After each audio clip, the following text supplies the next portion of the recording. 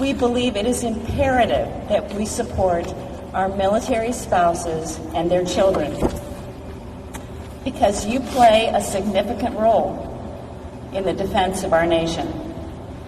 You contribute directly to the strength and readiness of our armed forces. And I know a lot of you are very highly qualified, and it's difficult if you've gotten all this education or experience and you want to be working for a lot of reasons. Number one, you probably want to be working because it's a sense of purpose. It's friends, it's community, it's added income. There are a lot of reasons why spouses want to work. But you contribute directly to the strength and readiness, because when your spouse comes back and they've been gone, or they've been in service maybe for 10 years or whatever their amount of service is, and you look at them and say, okay, we're done, it's my turn, then that affects the readiness of the United States.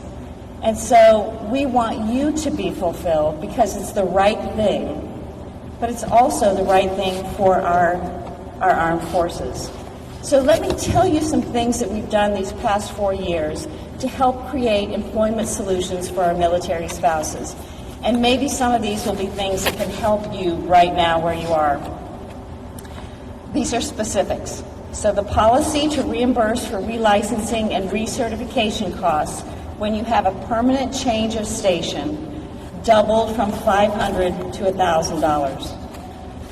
We've improved the policy for spouses pursuing a degree or certification under the My Career Advancement account. And you can now retain your state of residency for business purposes if you move out of state as a result of a change of station. And we also address the struggles spouses face to recertify their occupational licenses as they move. That's one of the most difficult things. And it was very confusing to me when I became Second Lady, because as First Lady of Indiana, I had worked on this initiative actually with the Obama-Biden administration. And I was surprised to hear when I came in that there were still states that were not having the compacts from state to state to allow your licenses to be reciprocal. But I found that it changes all the time. Every time you have a new state legislature, sometimes these laws have to go through.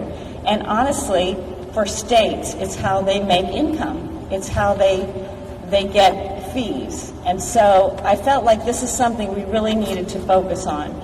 So now the Secretary of Defense is now authorized to fund the creation of compacts, interstate compacts, in order to improve license portability.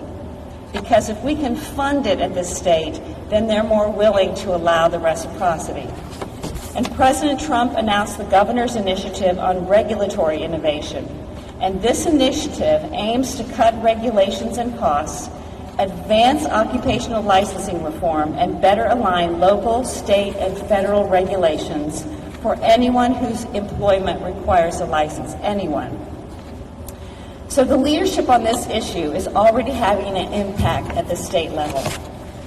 Governors and other state leaders in states such as Florida, Arizona, Iowa, Maryland, Missouri, Ohio, South Dakota, Colorado, Pennsylvania, Kentucky, and Tennessee have proposed occupational licensing reforms.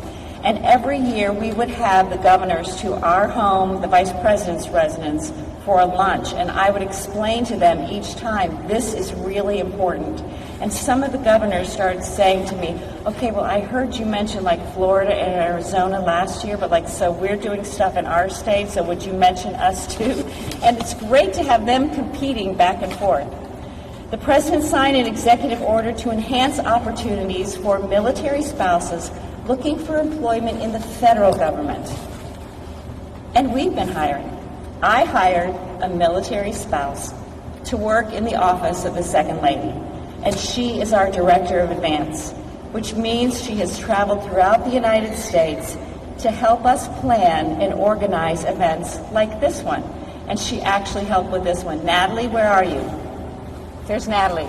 Yay, Natalie!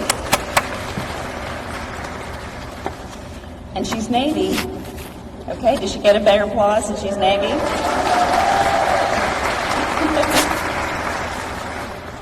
So the government is doing its part, and now it's exciting to see businesses around the nation answering the call to action.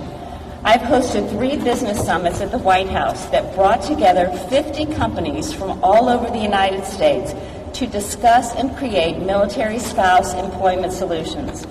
The U.S. Chamber of Commerce's foundation, Hiring Our Heroes, I'm sure you all have heard of Hiring Our Heroes, they made some great strides in addressing military spouse employment challenges. They launched a campaign to encourage companies to hire 100,000 military spouses, and they reached their goal, just as important as your physical health. It's okay to say you're not okay. And I know that military spouses encourage and lift up and help each other all the time. Last summer, we launched Prevents, which is the President's Roadmap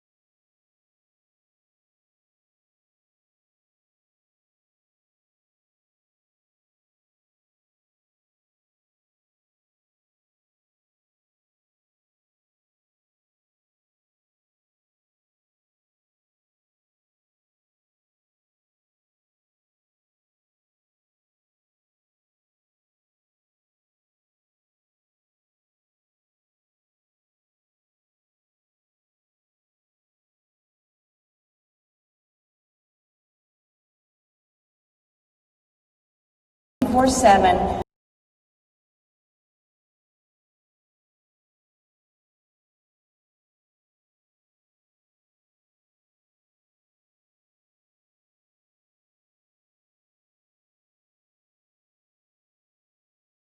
Great job.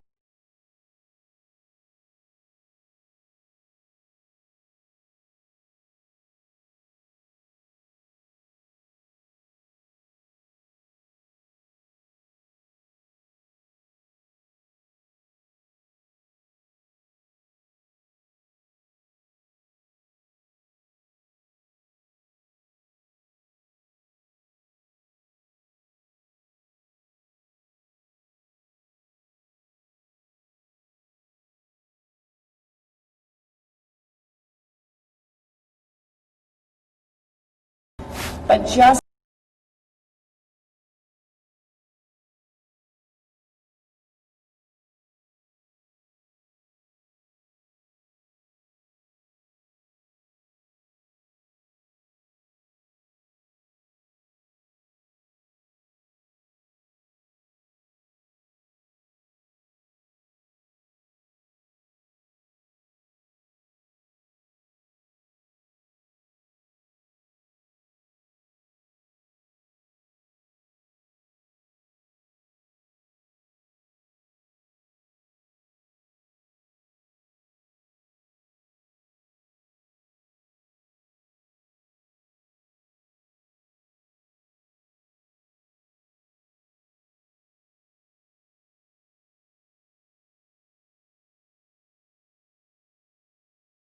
and you